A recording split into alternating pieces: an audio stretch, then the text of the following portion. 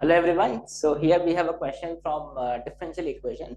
Again, one very it's differential equation is easy. The options which you have to check are little complicated. वो हम देखेंगे कैसे solve करना है. So the question is you have to just solve this differential equation. For x belongs to R, let yx be the solution of this differential equation. Then which of the following is true? मतलब जो इसका solution मिलेगा yx, y as a function of x, उस पे आपको comments करने हैं. ठीक है? So you have to solve this differential equation first. So now let's start solving this differential equation. So let me okay, so let's start this. इसको हम थोड़ा सा प्लेस बना देते हैं. I hope you can easily see this solution, this question. ठीक है? So now let's start.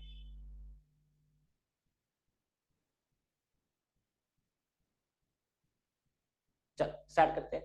So the question is you have to solve this differential equation. हाँ, you can easily see this.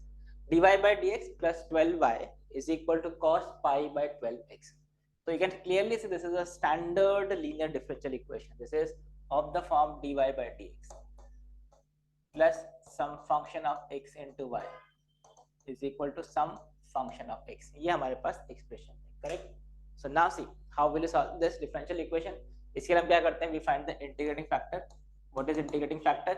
E raised to integral जो भी y का coefficient है उसका हम dx dx integrate करते हैं, right? So what is the coefficient of y here? This is 12. So इसका जो इंटीग्रेटिंग फैक्टर होगा this will be e raised to integral 12 dx which is e raised to 12x. तो ये हमने integrating factor लिख दिया. ठीक है? So now what is the solution of this differential equation? This is y into integrating factor. What is integrating factor? E raised to 12x is equal to integral of qx. ये जो qx है मतलब cos pi by 12x into integrating factor. ठीक है? इंटीग्रेटिंग फैक्टर मतलब e raise to 12x dx. Correct? So this is the solution. अब बस आपको इसको इंटीग्रेट करना होगा. जो भी होगा हम वी विल राइट दिस. ठीक है?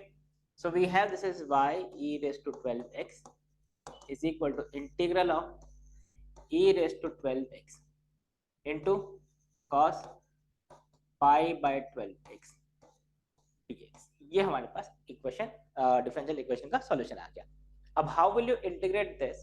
तो इसको इंटीग्रेट करने का देखो बहुत ही स्टैंडर्ड मेथड होता है. Let's say if you have this type of integral I which is integral of e raised to ax into cos bx dx. इस टाइप का अगर आपके पास इंटीग्रेशन है, ठीक है, तो इसको आप दो बार बाय पार्ट्स अप्लाई करके सॉल्व करोगे you will get the answer. इसका इंटीग्रेशन आ जाएगा. And it is always recommended to remember this integral. ठीक है? अदरवाइज अगर आपको नहीं पता है you can apply by parts. 2 time by parts apply करोगे you will get the answer. ठीक है? सो मैं डायरेक्टली लिख रहा हूं. What is the integration of this? This is e raise to ax upon a square plus b square into a cos bx plus b sin bx. ये इसका integration होता है. ठीक है? प्लस कांस्टेंट ऑफ इंटीग्रेशन वो अब बस integration पे ध्यान दो. ठीक है? तो this is the integration of this form. ठीक है? यहाँ पे देखो इसका इंटीग्रेशन क्या होगा. This is y. What I am doing is कि हम इसको क्या करते हैं a is equal to 12 put कर देते हैं और b is equal to pi by 12. ये हमारे पास है. a इज इक्वल टू 12 है और b is equal to pi by 12. ठीक है? तो बस फाइनल आंसर में वी विल यूज दिस. तो this is y e raise to 12 मतलब a ax. ये ax. ठीक है? Is equal to what is the solution of this?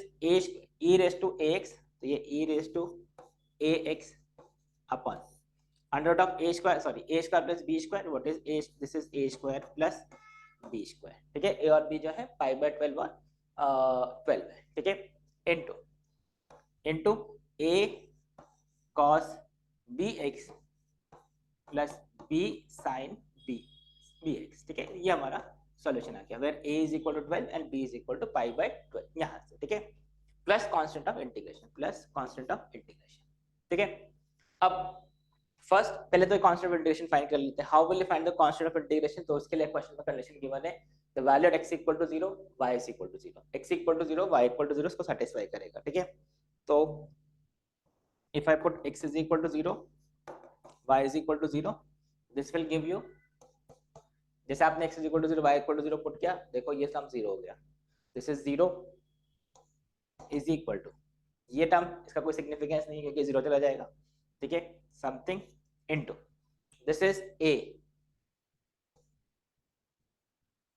Sorry this is नहीं नहीं इसका वैल्यू आएगा ना, x is equal to 0 y is equal to 0 put करेंगे तो this is e raise to 0 मतलब 1 upon a square plus b square, this will become, यहाँ पे क्या होगा, x is equal to 0 put करेंगे, दिस इज cos 0 मतलब 1 मतलब ये a प्लस, और यहाँ पे 0 पुट करोगे x इज इक्वल टू 0 तो y इज इक्वल, ये साइन 0 हो जाएगा, दिस इज 0 और ये प्लस c, तो what is the value of c, c is equal to minus a upon a square plus b square, ये हमारे पास कांस्टेंट ऑफ इंटीग्रेशन का वैल्यू आ जाएगा, ठीक है। सो जैसे आपने कांस्टेंट ऑफ इंटीग्रेशन इसमें पुट किया c का वैल्यू, तो you will see this is equal to, this is equal to, एक काम करते हैं नेक्स्ट पेज पे चलते हैं, this is y e raise to ax is equal to, constant of integration put करेंगे, this is e raise to ax upon a square plus b square, e raise to ax upon a square plus b square, a cos bx plus b sin bx, और ये c जो है we have found what is c, c is equal to minus a upon a square plus b square, c is equal to, you can check this, minus a upon a square plus b square, so this is minus a upon a square plus b square, c का value हमने put कर दिया, a is equal to 12 और b is equal to pi by 12, ठीक है। so we have got what is the function y as a function of x, e raised to x से भी divide कर दो, this is 1 upon a square plus b square, a cos bx plus b sin bx, b sin bx minus ये e raise to x से divide किया था हमने, this will become a e raise to minus x upon a square plus b square, ये हमारे पास finally solution आ गया उस डिफरेंशियल इक्वेशन का, where a is equal to 12 and b is equal to pi by 12, correct. अब देखो इसको आपको कमेंट करना है, इस फंक्शन पे आपको कमेंट करना है, देखो ऑप्शंस क्या हैं, yx that is this function जो हमारा सॉल्यूशन आया है, इंक्रीजिंग फंक्शन है डिक्रीजिंग फंक्शन है, first thing, yx is periodic function, second option D, option C के बारे में बात करते हैं, पहले आप ए बी डी के बारे में बात कर रहे थे, ठीक है।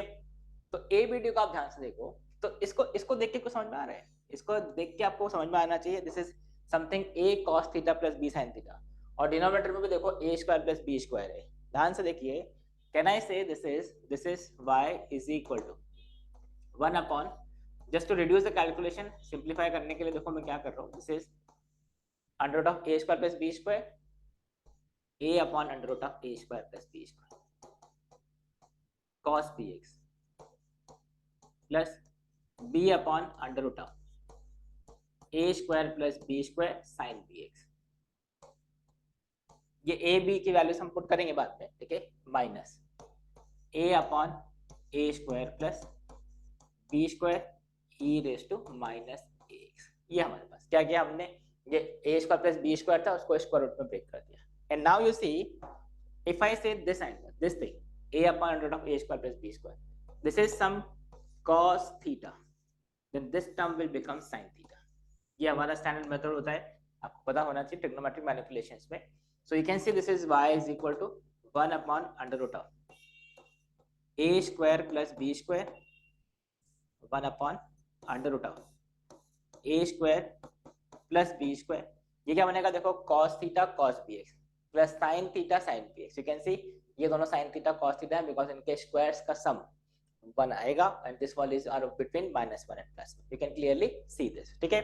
So this will become cos of bx minus theta, ये you can see cos a cos b plus sin a sin b, ठीक है, और ये minus we have a e raise to minus ax upon a square plus b square, तो ये आपके पास final expression आ गया, ठीक है। नाउ ये जो फंक्शन है where theta is a constant, constant cos theta क्या है a अपॉन, या फिर आप ऐसा बोल सकते हो where tan theta, where tan theta will be equal to, अब ये देखो ये b upon a square plus b square into sin theta है, दिस इज cos थीटा, तो b tan थीटा क्या हो जाएगा b by a which is some constant, जो भी होगा कांस्टेंट होगा, ठीक है। So now see, we have got this. This is the solution. Now, if I want to comment that whether this is a periodic function or not, you can clearly see कि ये periodic function नहीं है. Why? Because देखो ये तो periodic function है cos theta, cos of something is periodic. ये periodic है, ये linear देखो. तो what is the period of this? इसका period जो देखोगे तो क्या हो जाएगा 2 pi divided by coefficient of x which is equal to b. तो ये इसका period होगा. बट आप ध्यान से देखो कोई भी आप वैल्यू देख लो इसके लिए. This function can not be periodic. ये e raise to minus x तो हर पॉइंट पे आपका वैल्यू चेंज कर देगा. e raise to minus x का ग्राफ कुछ इस तरह से होगा. e raise to minus x का ग्राफ कुछ इस तरह से होगा. तो ये तो हर पॉइंट पे वैल्यू चेंज कर रहा है. तो किसी भी x के लिए x प्लस टी और x बराबर नहीं आ सकते. मतलब this function can not be, मतलब ये ऐसा कुछ सेटिस्फाई नहीं कर सकता. f of x plus T will not be equal to f of x, क्योंकि ये वैल्यू हमेशा प्रॉब्लम क्रिएट करेगा. Correct. So that is why this function is not a periodic function. ठीक है, तो ये तो एक पॉइंट हो गया. अब हमको चेक करना है कि ये फंक्शन इंक्रीजिंग फंक्शन है या डिक्रीजिंग फंक्शन है. तो इंक्रीजिंग डिक्रीजिंग बिहेवियर के लिए आपको इसका dy by dx चेक करना होगा. I can easily differentiate this. ये देखो, if I just differentiate this is dy by dx is equal to this is, इसका डेरिवेटिव क्या हो जाएगा cos bx मतलब minus sine bx minus theta और bx का डेरिवेटिव b. ठीक है, upon under root of a square plus b square, क्योंकि ये तो कांस्टेंट ही है.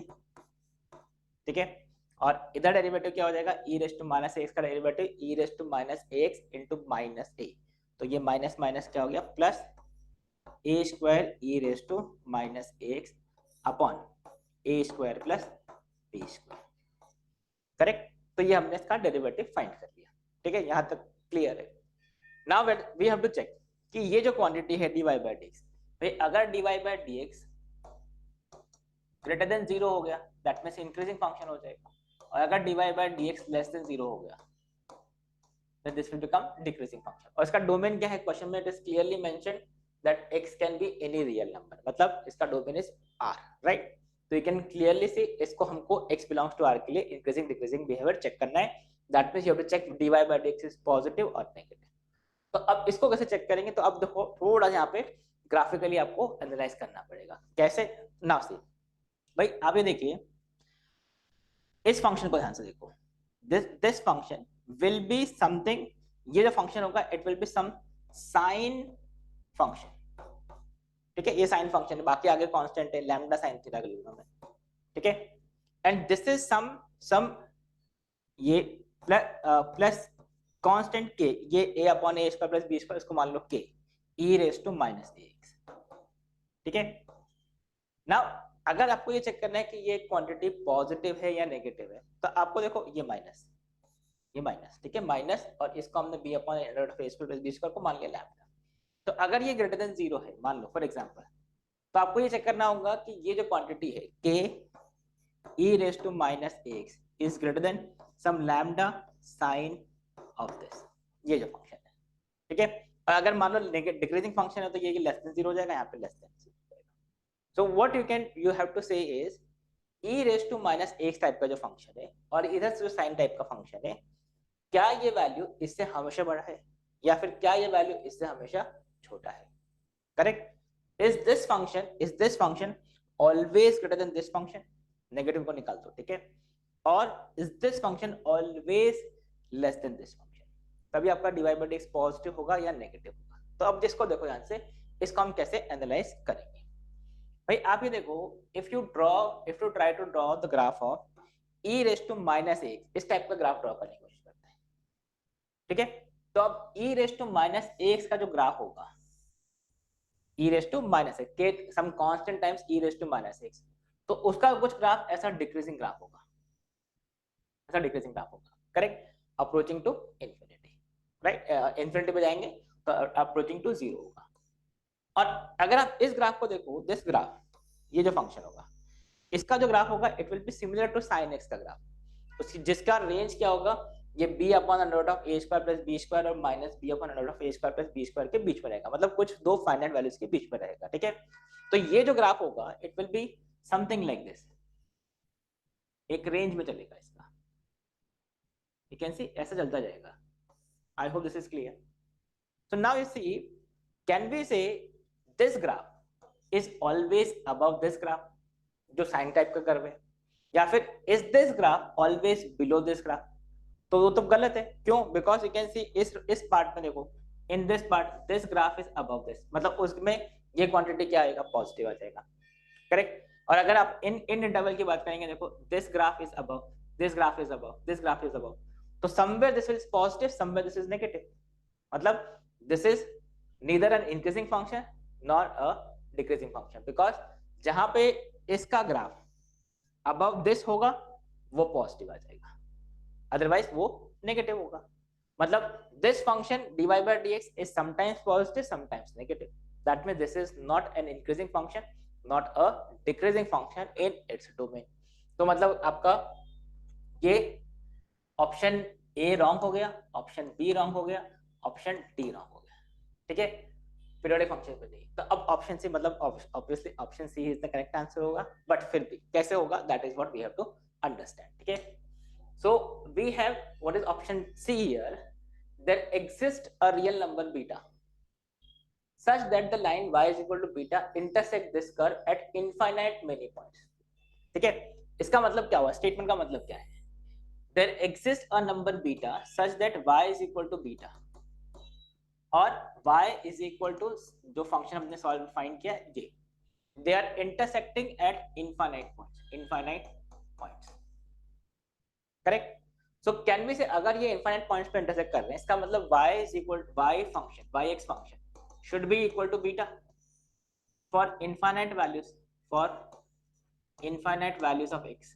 इसके solution for some value of beta, हमको ऐसा कोई बीटा मिलना चाहिए such that yx, that is this function yx function is equal to beta for infinite values of x. ठीक है. तो now just observe this, we have this function, ये हमको ये फंक्शन मिला था, ये हमारा solution set था. This is the solution of this. This is the solution of this function which we have. ये हमारे को आंसर फंक्शन का got this. ठीक है. अब just observe this. Can we have some value of y such that this equation has, this function has infinite solution?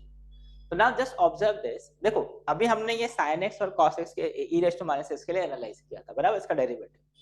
Same logic अगर हम इस पे ध्यान से देखें, ठीक है, ये cos bx का जो फंक्शन होगा वो भी एक पीरियोडिक टाइप का फंक्शन होगा, जैसे साइन टाइप का फंक्शन था, ऐसे periodic function cos bx type का फंक्शन होगा. यहाँ पे भी आप देखो this is e raised to minus x type का फंक्शन, वो भी इस टाइप का ही कुछ फंक्शन बनेगा, decreasing function. And you can clearly see there will be infinite solutions of this. अगर मान लो हम इसको 0 करते हैं, y is equal to 0 करते हैं, ठीक है, हमने इसको y is equal to 0 कर दिया, तो you can see this graph and this graph, अगर आप इसकी बात करें, they will intersect at infinite many points. Why infinite many points? You can see ये ऐसे डिक्रीजिंग ग्राफ जाएगा, ऐसे चलता जाएगा तो इन्फिनिटी तक जाएगा, और ये cos x का ग्राफ ऐसे कुछ बनता जाएगा. You can see there will be infinite point of intersection. This is 1, this is 2, this is 3 and so on till infinity. Because cos x भी इन्फिनिटी पे जाएगा और e raised to minus x भी infinity पे जाएगा, infinity पे approach करेगा 0 को. करेक्ट. तो देयर विल बी, अगर y इक्वल टू 0 हो गया तो इस इक्वेशन के कितने सॉल्यूशन हो जाएंगे, इस फंक्शन के कितने सॉल्यूशन आ जाएंगे, या फिर इस फंक्शन के कितने रूट्स हो जाएंगे, that will be infinite roots. तो कैन वी से अगर y बीटा का वैल्यू हमने 0 लिया, you can see if I take beta is equal to 0, मतलब y इज इक्वल टू 0, मतलब दिस इज इक्वल टू 0, मतलब yx equal to 0 at for infinite values. Yes, this is possible. That is why option C is the answer for this question. I hope you understood this.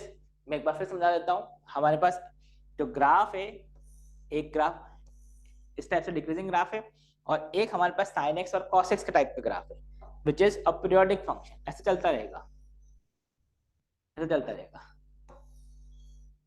ठीक है. तो you can see this graph is intersecting e raised to minus x type का graph जो है, this is intersecting at infinite points. ठीक है. So this is how we can easily approach this question graphically. इसमें देखो differential equation is very easy. The important point is इसको analyse करना. ये थोड़ा आपको ग्राफिकल अंडरस्टैंडिंग से इजीली आप इसको वेरीफाई कर सकते हो. ठीक है. So I hope this is clear.